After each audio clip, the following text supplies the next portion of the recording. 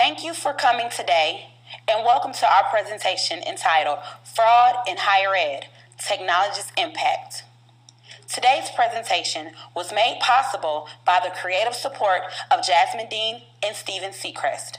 My name is PJ Jones, and I will be presenting today with my colleague, Alicia Cedarberg. All group members were responsible for researching and creating today's presentation. You will need an internet connection to view our PowerPoint in its entirety. The following is an overview of our presentation. Today, we plan on reviewing the definition of fraud. We will be discussing institutions that have participated in fraud.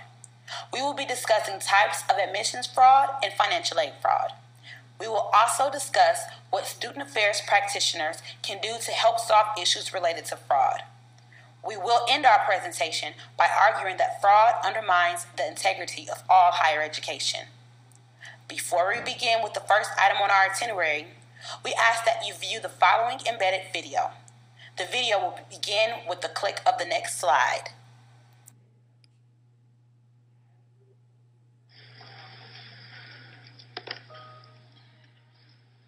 I stand before you today to apologize. The system has failed you. I have failed you. I have failed to help you share your talent with the world when the world needs talent more than ever, yet it's being wasted every day by an educational system steeped in tradition and old ideas. It was time for a new tradition. It's time to realize talent isn't just in schools like this one. It's everywhere. It's time to use technology to rewrite the rules of education. To learn how you learn so we can teach you better. It's time a university adapted to you rather than you adapting to it. It's time for a different kind of university. It's your time.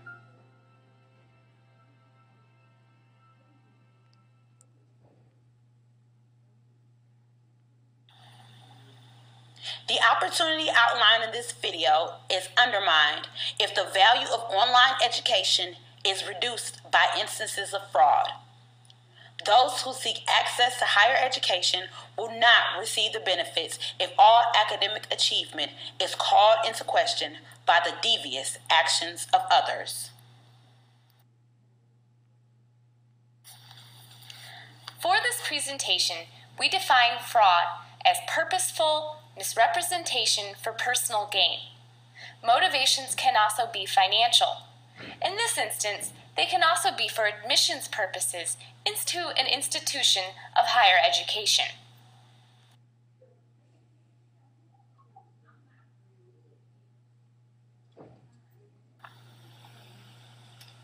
The first type of fraud that we are exploring today is institutional fraud.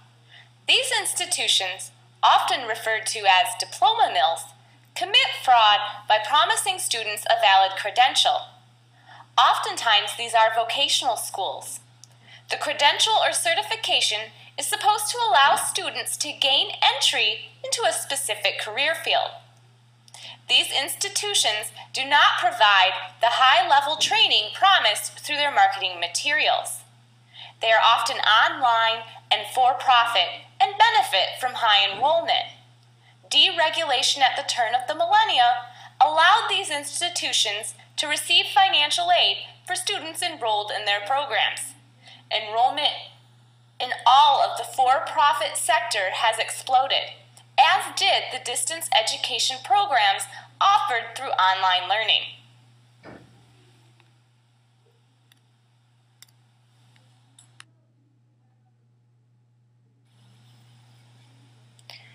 With the passage of the Higher Education Opportunity Act in 2008, the Department of Education is again focusing on combating the rise of diploma mills by questioning the employment opportunities of graduates from all certificate vocational training programs.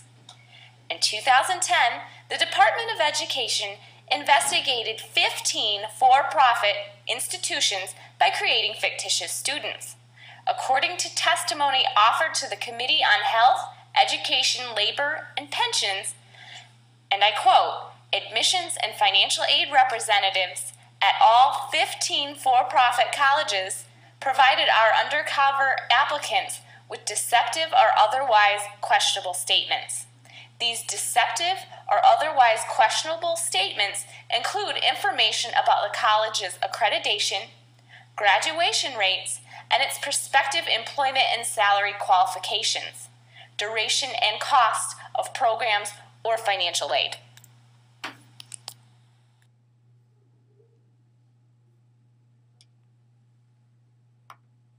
So is employment like guaranteed? No. It's not That guaranteed. I cannot say. Okay. Any school that says that to you gets the Pinocchio award.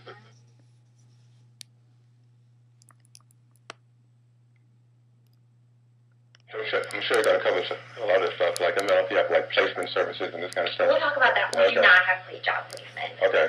We can't guarantee that at all. In this economy, I don't think anyone that does guarantee it can really even guarantee it. Yeah.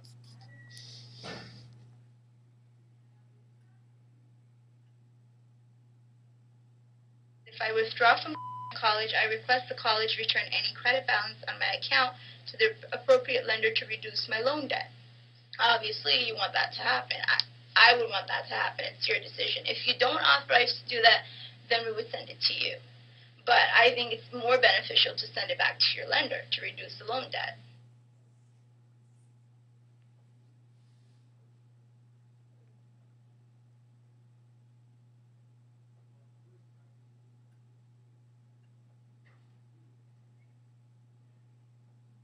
Is there a reason why you put this amount in for cash? I got an inheritance last year. My aunt passed away, and that's why I thought, well, maybe I can go to school now.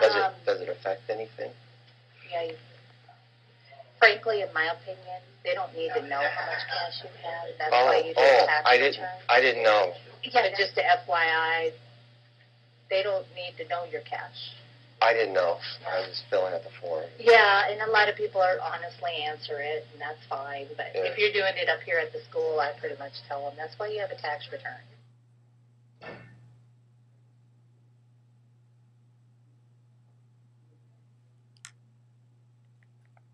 Your EFC is high, you won't qualify for a grant. Oh, man.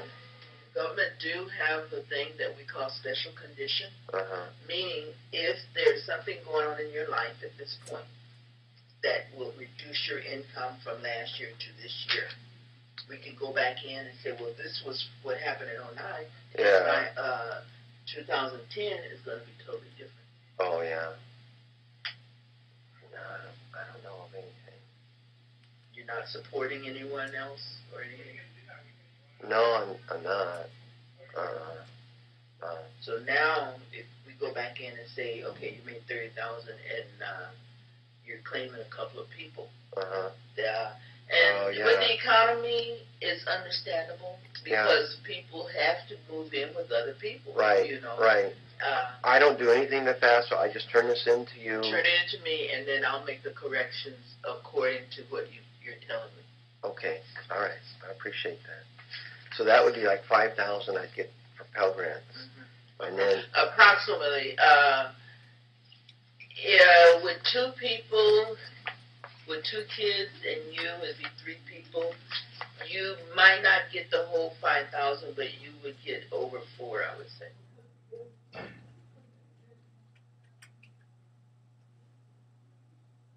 Now think about this. Haircuts are now, I'll say $20. Yeah, $20, $25.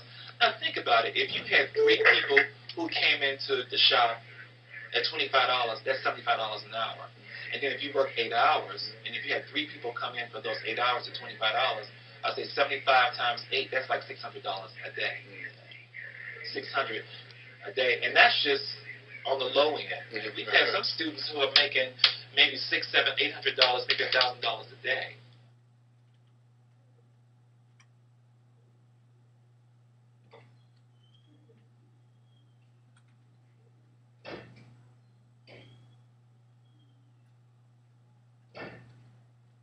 I think you would be awesome in the medical field, like a medical assistant. They start out at like, I not supposed to discuss salaries, but they start out at like 38, 40,000. You can get specialized in different fields. They specialize in each field. With each specialization, you're going to make more money. So I know medical assistants that are making $68,000, $69,000 a year, and they only went to school for 9 months.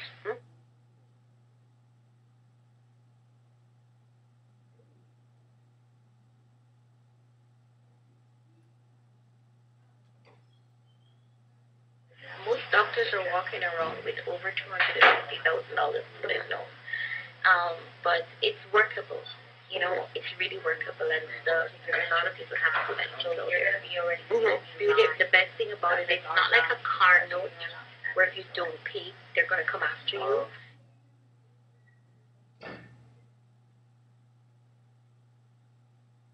You got to look at it. I owe $85,000 to the University of Florida. Will I pay it back? Probably not. I look at life a little differently than most people. I look at life as tomorrow's never promised.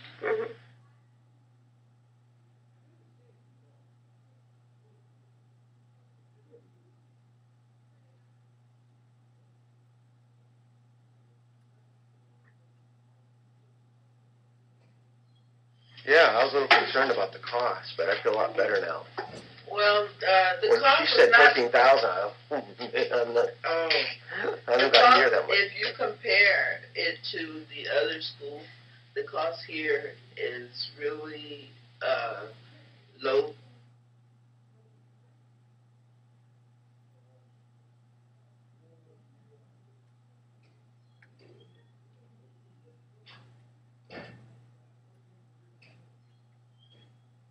What's the cost? It depends on the program. Usually, with a bachelor's program, coming in with no college credits, it can range from 50 to 75,000. Most schools, more traditional schools, you're looking at about 100, 150 to 200,000.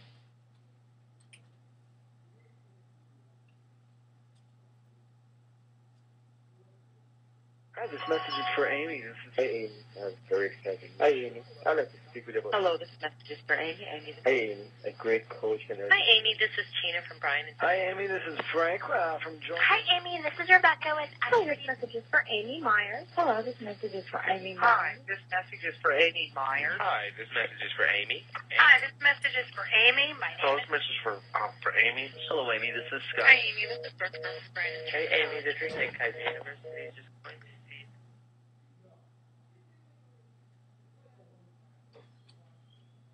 And then a signing date right there for me. Okay. Now, I'm not signing up for the school right now. Yeah, you're actually reserving your seat. I really need to figure out the money thing first. I was hoping I could talk to the financial people They first. won't even let you back there. Am I be on the hook for the 38,000 or? I mean, I need. Are you real serious about a program? Yeah, I am. Okay. But I want to see if I get any grants or anything. Well, you're going to be able to see that once you get back there. But if you're real serious, That's why I was kind of hoping to talk to a financial person, see Yeah. how much my payments would be and so on. Can they kind of like walk me through it I know first? you're nervous. Yeah, I was kind of hoping your financial people could say, all right, here's your total loans and here's how much your Yeah, they're payments going to be able are. to do that when you get back there, but they're really not going to be able to sit down and go over everything with you if you're not willing to reserve your seat, because there's... Well, I mean, I'm willing to reserve a seat. I just need to see how much the payments are going to be first. You know, I mean...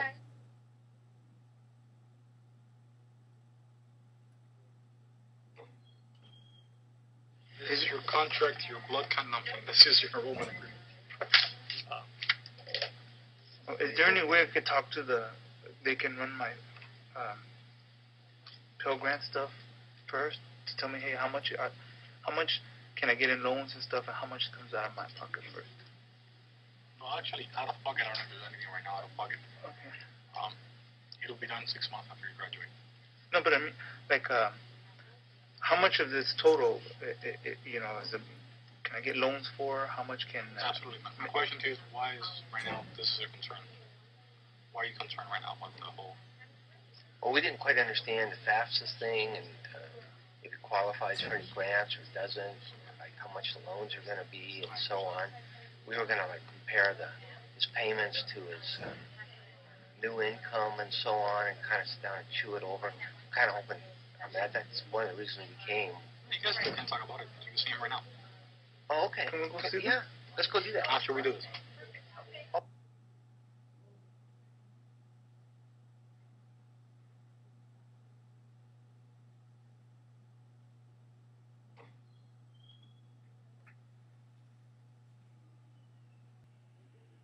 We will now turn our attention to student admissions fraud. We will be focusing on 3 types of admissions fraud.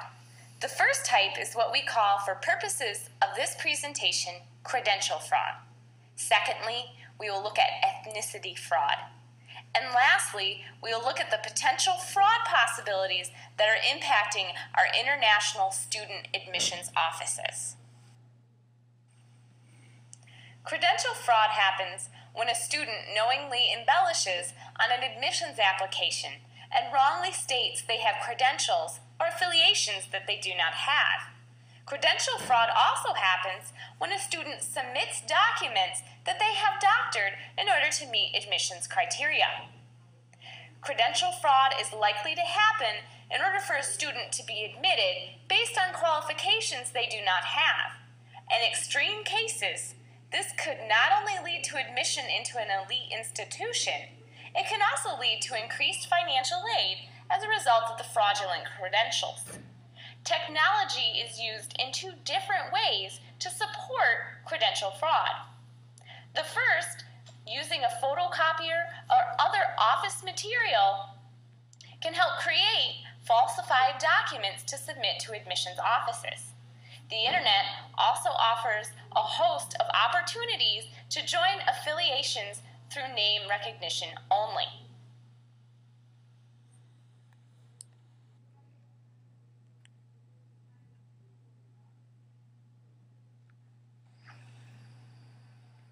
Ethnicity fraud happens when a student assumes an ethnicity they are not affiliated with for purposes of preferential treatment on admissions applications or for financial aid purposes.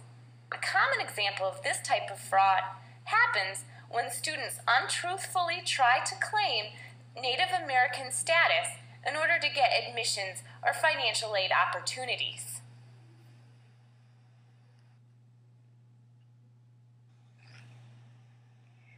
International student fraud is becoming more prevalent and important in higher education. The biggest increase in this type of fraud has come from China. Falsification of students' English proficiency happens on admissions applications, but is also happening through interviews. Students are using recruiters to interview as themselves. Students who are at risk of losing their visa status while enrolled in higher education in the United States due to poor academic performance have often paid to have native speakers take tests on their behalf.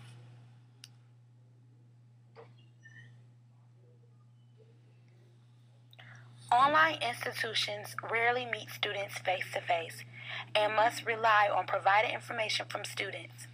While names, addresses, social security numbers, tax forms, and financial aid information can be verified, the actual student cannot be verified. One single person could potentially provide accurate data on several other pseudo-students without consent. This is known as a fraud ring that includes straw students, often recruited by one ringleader who pays a portion of illegally obtained federal financial aid funds to the straw students. When federal financial aid funds are misawarded, there is a higher chance that pseudo-students will never pay back federal student loans, thus increasing the institutional default rate.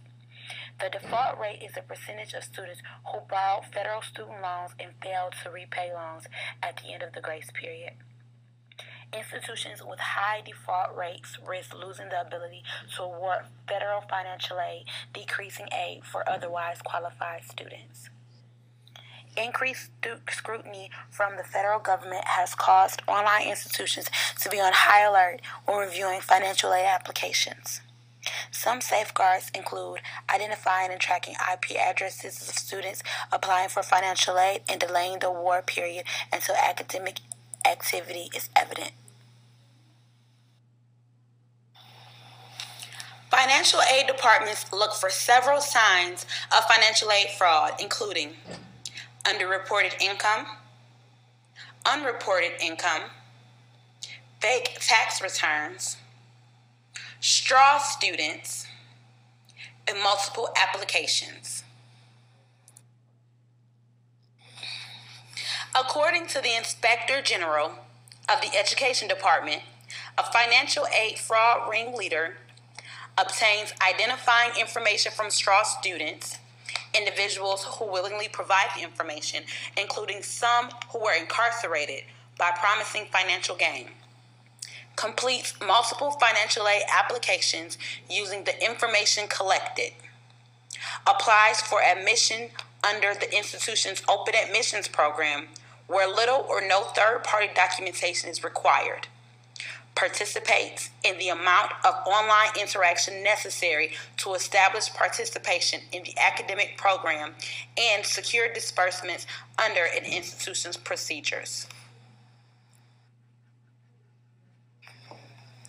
Nakisha Sharif, age 24, began participating in a fraud ring in September of 2004. Later, she ran the fraud ring herself. She applied for financial aid for over 60 straw students, yet never attended any classes. Sentenced in early 2011, Sharif and 5 co-defendants obtained over $200,000 in federal financial aid funds.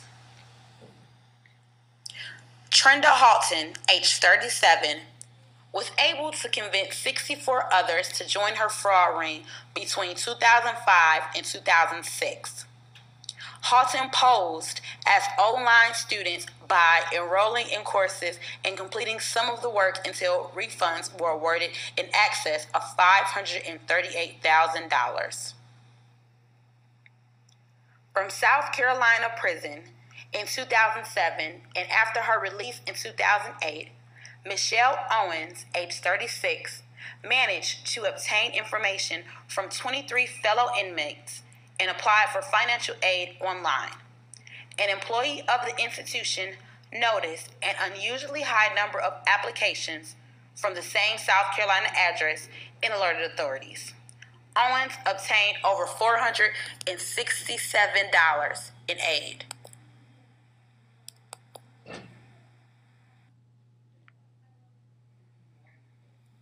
To combat fraud, it is essential institutions verify claims made by students on application materials.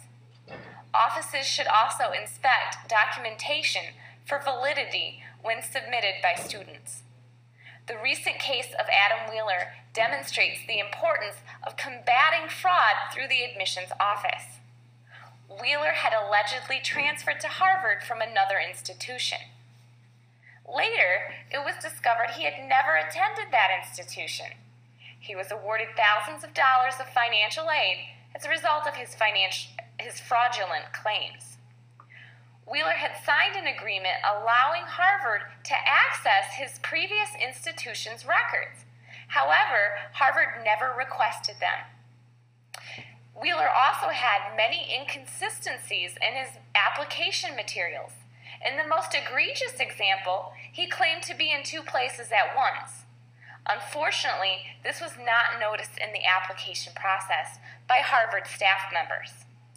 Administrators and financial aid and student affairs professionals must get buy-in from faculty. Faculty are often on the front lines of combating fraud.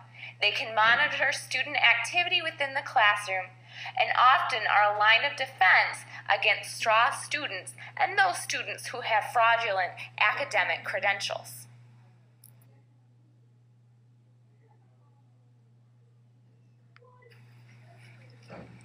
The following is suggestions for student affairs professionals to help combat fraud at their institutions.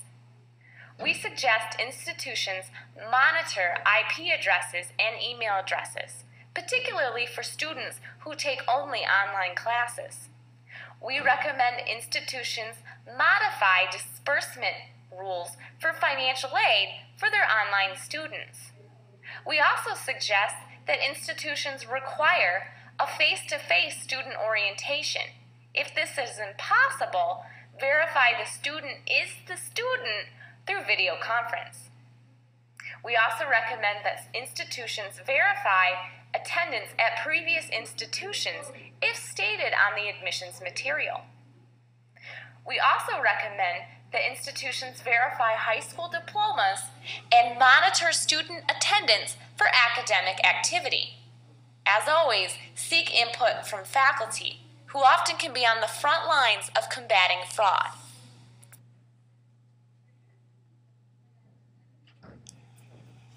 In conclusion, fraud detection and prevention is the responsibility of all members of the campus community.